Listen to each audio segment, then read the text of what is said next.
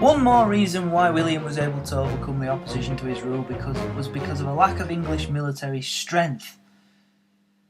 This is perhaps in part due to the legacy of Hastings. Harold Godwinson, as we know, was a celebrated English general. His brothers had been with him on campaign and were undoubtedly formidable warriors. Tostig had proven himself a warrior. He was now dead. The cavalry tactics of the Normans, they were used time and again to put down rebellions, and the English didn't have the cavalry skills themselves to defeat the Normans in battle.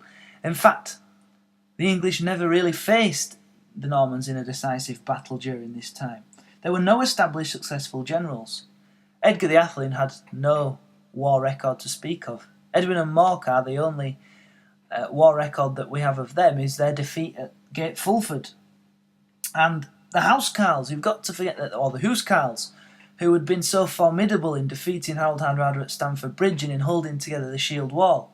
Well, the slaughter of Hastings meant there were no Housecarls left to rally round, so the main part of what was the English army had now been destroyed, leaving only the feared, which were now being called up at times during William's reign by the Normans themselves, by their new overlords.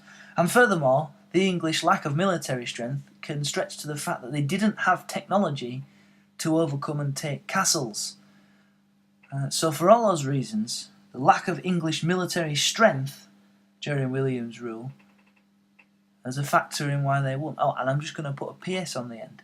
Also, the lack of English military strength combined with the lack of leadership meant that any rebellions were not efficiently coordinated, certainly by any particular general.